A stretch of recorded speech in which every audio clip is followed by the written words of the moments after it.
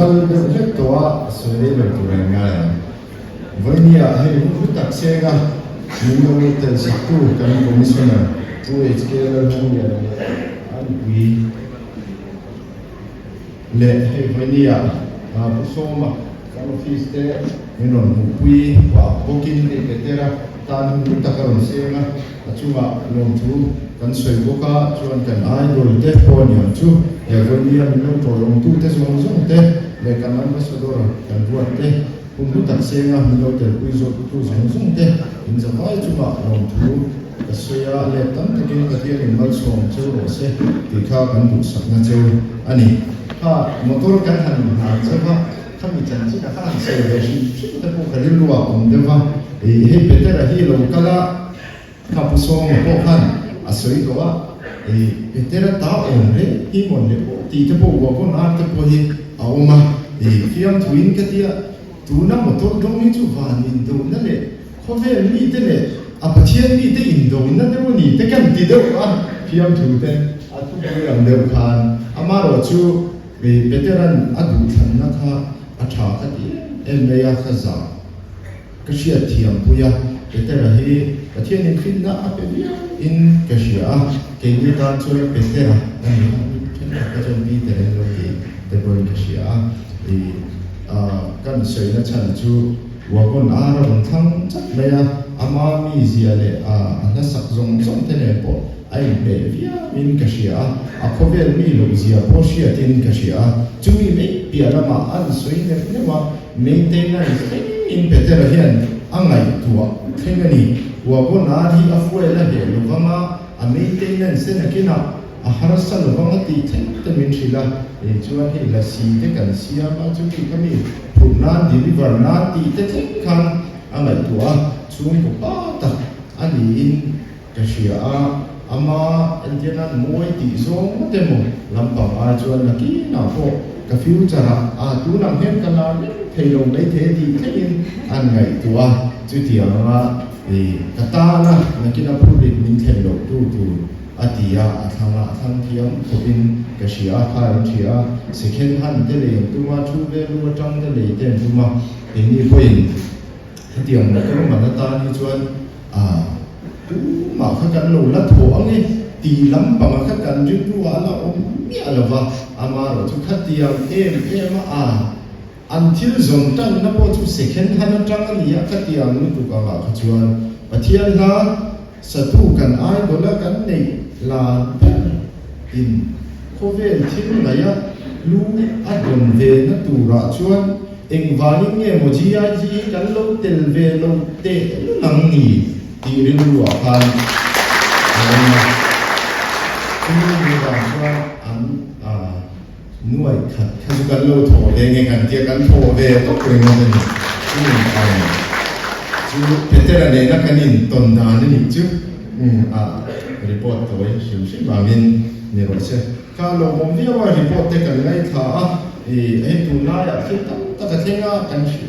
thin tam ta ki om tok ma ya fiam thu anga hanin tho na te po thin tam ta oma sum dong te po ni a ke ni poi na mi takin a chen ka ti chuan kan shia lo lai hian kan lo ho sa thu reng ringo ma ya ani no ve ma ya nga ro chu hanin khin la chuan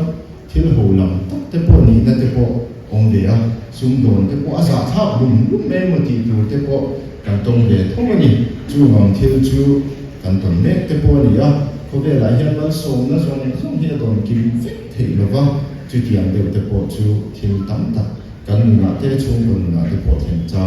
om de tho wa chu jong so a chuan min ti chak tu kha chu mel pa ni ti kan rin chan ta ni ti te po kha un lo share ku la athaun ka shia kha report kan han ngai tha thakata kan expenditure ni mu ta hi asa maya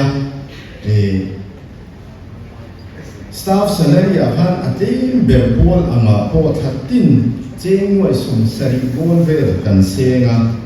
chumi me piana ma ka he kan sum do na ta hen leng poisa hi limit zong kan le hi nuai sang li le zali ani to bokani chu ti am khop chu ania chung zong te bang chuan bank interest kan choi ko hi thatin hian average bank interest kan choi hi cheng wai som panga borvel ani boka chumi hanbel khoma chuanin chu cheng wai za chu aron ting thua tameni chu tiang khop chu kan expenditure le ke mani maintain na hi ania chu cheng wai za chu engting ge alu ti kha chu nachina kan turnover te kan tax pay kan te tam tak oma chumi he patang chuan ke mani pen kan lo ti ve ni ti lai ha kan share a thai ni ka shia kan labor charge no ta po hi workshop patang ni po he ni pathian jara mo za chuan tak me thatin kan ni ve the to a chu te chu ania ke ni hian na sa takin thale zung ngai to na kan senga Mizoram organization du omber ni ila zir chian ta chui tia chui ngam ta ni ila ti kha kan thu ku ye nia chumi ni wa ma zani na po he taxation commissioner te po chuai kan nia enge mo thila hian GIGMO kan organization hi fiam thuin ke thina mi puiten min rin he na ni chuan puni sa te min va report ta se kan va han lom don tak e min han chui lo se ti te kan yu lu ate po om ve do thina kha min thil te kha bu na kal form te tan le kan financial report kan han dia po Mizoram awareness je la tan te po thil than dia kan share ta fa na long term organization kan mi zia lam ti na na he tiang thil ti te po hi kan ni ti kha kan soi ve du po ka chumi me pia lama he kan chu do na hian pathian ro puina pawng chuak tu ni kan dua chumi ni bang chuan zing tin service pe ka hi zing da kwal minute song banga devotion kan nei zia sales pe ka hi da kwal chan pe devotion te kan nei thina chu tiam chuan kan kalani tin pe kan ti da chim chim ani boka chuan chumi me pia lama na china han ka soi zo ya ke ni chuan in kan ngai po mo em ma chu he mi zo rama kan ni bang in meeting mi zo ti te po kan ngai po mo ti na me ya em zo thala tam ta kong ti ka suai le la kan kong ti ka chhe chua kha kan du le kan tum be ania chu mi ko ma chuan na sa takin kan ti ya mi pois tam ta ka soi le ka ti po hi om pha in ka shia he ti ang za mi thok to chu mi tam ta ki ku so ma lo de khan kan ban chau to le kan ang lo ko kan lai tu chia ni sao le tu kan in ban to ma ti kan lai tu chu tiang ko chu ni ya ke ma ni ya chuan he expenditure te kan ngai tu mi aron thoa a lo tu ra thok chuak lo ni chuan application don ji la ke hi ka lo tu tam ya ko ka thok chuak the to si lo wa GIG hian min lo chom the ti aron da an ong ma chi a bok si lo wa an lo tu ran tho chuak lo chuan le organization in lo na chan kan na du bok si kan in ban de mia ma ya chu te chu an ya mi tam poi te ko ka soi ni te poi ka sia a chang chuan social media te po kan en le te chat ka chuan aswal te zia chu kan ti de lo lo te po no ma amaro chu tha kan du na wang te mi nun kong ding zo azo te nan te responsibility tha zo ani te nan kan than ne ngai ku ta mi tam ta thala te tam ta poi te po ka lo soi to ni te poi ka sia thang te ka chu kan than ne ngai na lo ani ti te po kha kan report te ya min lo a thi thiam chuan an thi thiam min ka sia chu ti la ka ra chuan he thalai mi za phum chuang ta me ni nun kong dik zo te kan chiat thiam pha chu lai chu thero pui ta ani te poin kan sheve boka he pu so ma lo kana ani lu kan wang mo ni lo hianin pu so ma pa chu kan chiang pulan da lo ka chu ani ya ani kha kan sui don ti lai ve na putai lo hi ka en ton da pakhat ania ka ngai sa em ania kan staff te pula pon ka soi ko to training ka shia ni pula po ka soi on fo to training ni mizo pa di tak mizo pa ni lu tha tak me ni ya ta to lam pa kan ka in ko fo wa e samsung kan ti wang lai te ni a ka han len chu china office a hian in oi lo so mai ya typewriter ma la takha ala ni ya ala che the chung ang kha chuan poi sami pe tu ra te poi ala tai tlak tlak ma ya note te hi ala siama chu tiam ko pa patay ma chu ania thil mak te wa chu pusong a pun dai lo kha ching khat po hi duli po hi makin chi zo ma min pe kim lo ani ma no chu ta chuan sum dong tak le poisa na shemi avan ni ta e o ka dia tam tak he mi zo ra ma ni la tam tak ni a chinga ka chu na ma ka me te a te tam me ni che khat ti kim lo te tam mai pulan dai lo ka chu khan ching khat po hi min pe kim lo ani ma lo alak lo e mai ti po hi atam po min pe chuang lo atlen po min pe chuang lo chu la ya chuan pa en ton ta ta ka ni a ama po ka en ton ya maya kanin ko na sa ya maya e tin tak tak min chi lo ma tin pa ka so le ka e ma chu kan thil zo ang zual anin shal chu chuan long tu atia amma ka ti ko maya mi tam tak hian kan zo ang zual in shal chu se kan lo mang in hanin zo tu la makkan tianga itsik na tenen in tinye ti bi kha kan ti wai mai the ni pudai lo se chu pu eng ti ni ka dia kan thil zo kha a tha ti na ni mai ti asoi long via vin ka sia kan hun a thleng le mai thil tha kan zuar ti a sia da lo ti kan zo ang zuar anin cha chu chuan chu ti ang ko ba paru tha chu le en ton ta chu ania chu mi ni ma chon ke ko hian in kum som paru kalau sum dong le to ka sum dong shiat na sa ani ba pudai lo kha kamal sa em maya ka en ton na sa maya sum dong na ka ko nga po ru ru tha ko nga po chu ka en ton ani ti kha kan soi du ko kha pudai lo chun chang pa kha ka soi le du chu thin ho de wa ma kan ne u a he ti ang za ti ita ke ti na ne he company trong lo pero an ti a ti le khai mo certificate pakhat ko to la mizo patam ta chuan a avan ho ve hoi sa ni lo chuan thil kan ngai ho kat me ni thil mak te chu pudai lo chu avan lo pui ve khatiam te kan dong lo thia inga chong ta ke lu thiam ta ke na lo dong thi ni kham ang thil ka tu na hian mi zum thala tam ta khen kan thil te ne poisa hian ni te fek to me ya khatia ang enge kan tia appreciation letter ang mo khatia ang chi ang thil ka kan ngai hu thiam ta lo em me ya chu ta chuan ang ngai hu tu dik tak ngai hu lo zo khan thil dang te kan ngai hu ta mu le di te kan lu wa lu ma thil tu ko an kin an lo kan na hu dai lo ta injil na tu thatak ni te poin ka shebo kani khatia lam pang khachu du to don chuan eng po chu ni se kha kan ngai thane ma ke ni chuan organization chape ni kan bua chu ta chuan he mizo thalai tam tam ania nam dam te po kan lo thoba chu tiang chu ania wangin hi exposure te kan ngai poin wa chen khachu thona la chu mi alo te kan na ta kan no mani chu tiang thil te nia hela in service thatak le nun phung thazo an thia theina tin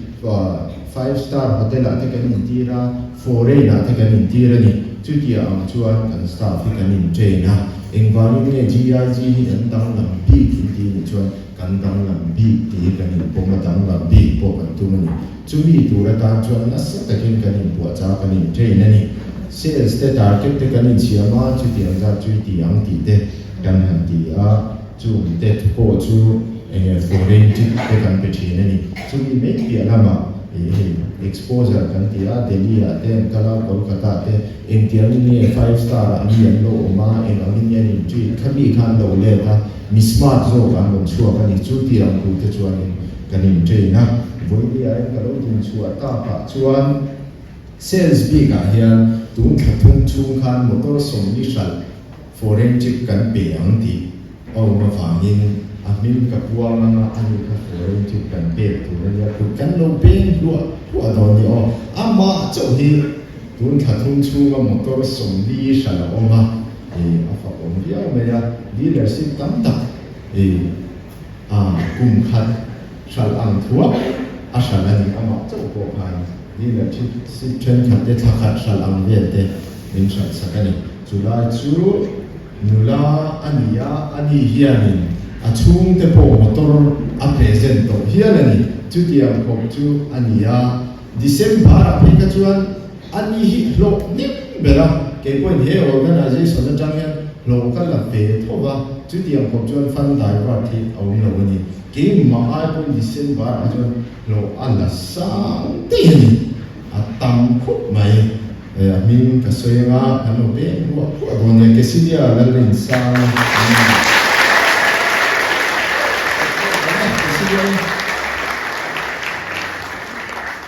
Suami lain hetiang hian asli moi lova moi thoban kan tiang chu foreign kalna in dislim vele ni he o tha te status te na tak tak ani na alo chang wani chu tiang papa chan na ma wang chuanin tu na ko foreign chu ka amuni chuan chu ti lai ka ra chuan ama chuazin hi chuan avan ko mai tha om be o kan dia kan zo ta dia pai ne kan boxia dia pa ne ko kan pe meng che kan dia ma se long nei boxi lo ba tin ye kan tiang kan dia kan han nei tu kan staff chen khat se sa te om kher lo lo thok rei to apu nia kan chiat kha kan thang chuak thar ve le ke si zar zo tu te kan ti to me ro nge zar zo me ba an pu ve vi ti na ani maya azin pui turin mi pathum kan thang chuaka chung te chu lam chana kan commercial outlet he all ba pu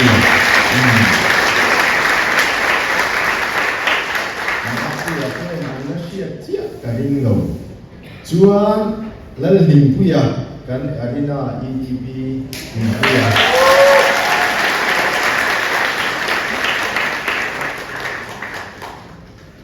chuan Nexa lam pamatang si mal som dong liana dan Nexa SDM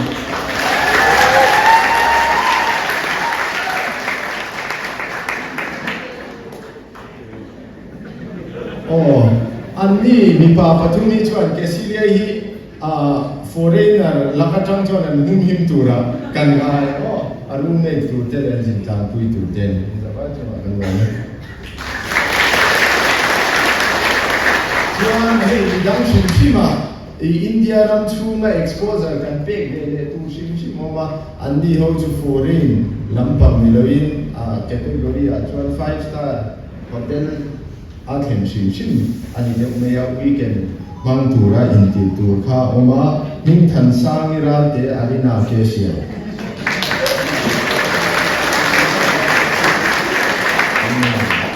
something for no chu ang ron si ang 5 star da kashi che mo samte le tin chang lo tiang hu chang ji lo chuan to yin te ne tiang tim chang chang di pa a fai sia ran non palo di ne lo chuan lu pe chuan khoi pe ka o ne pe ka lo chuo te pe ka he ram pa mai ding lo pe ka hi an thi lu ne ni pe ka pe tu akal na sa ton tu ka akal na sa din na sa to wa kan tir to a ti fin ye to ko ni te ko su kha bo an ya ko an te bi ja to ko sa te ne khan na du te ko ni chu tiang ko pa ni ya pe ka ma akal an ti na sa ni chu mi ni wa chuan kan Nexa Insurance Executive Kelan Choliani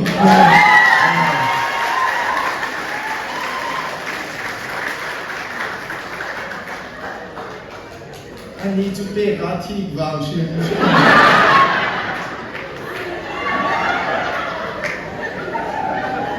Chuan kan soi ze la bi lan chan hi mi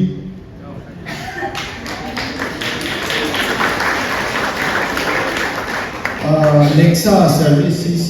chan chani anu dam lo ba emergency chu chuan pakhat ala om le a min than sang wear me out well present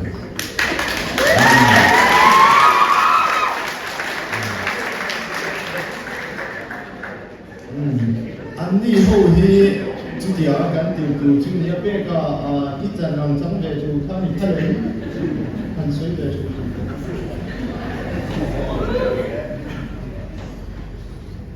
cái tiếng họ ở thành tụ riêng tụ sáng sáng để bắt làm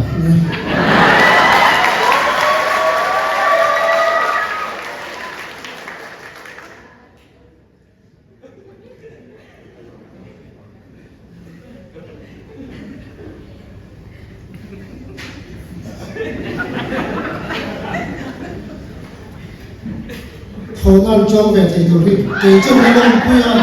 thì sáng sáng để bắt làm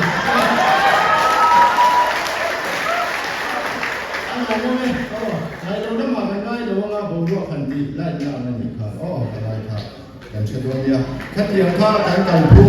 ani ya kan hiu da vio pe ka kha I second CEO an dia chu kan lo share ta kan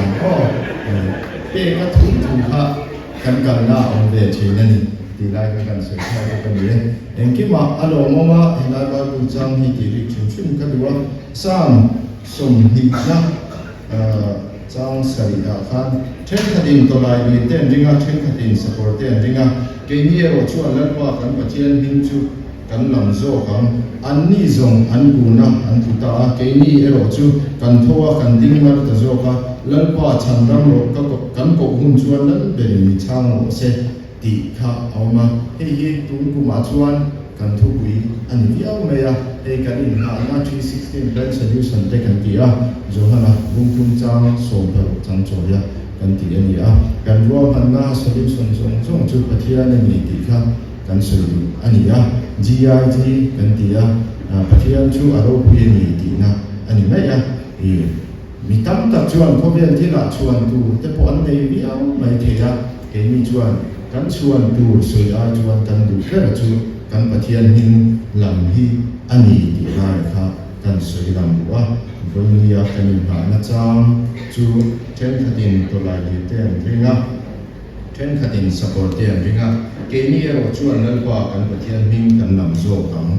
ti ani pathian ro pinan the photo pin he organization alo than zel the nan le he zoram tan po chen pha kom organization kan ni zel the nan the photo pin ho na kan ni zel ro nia hi zo ba chu na alo na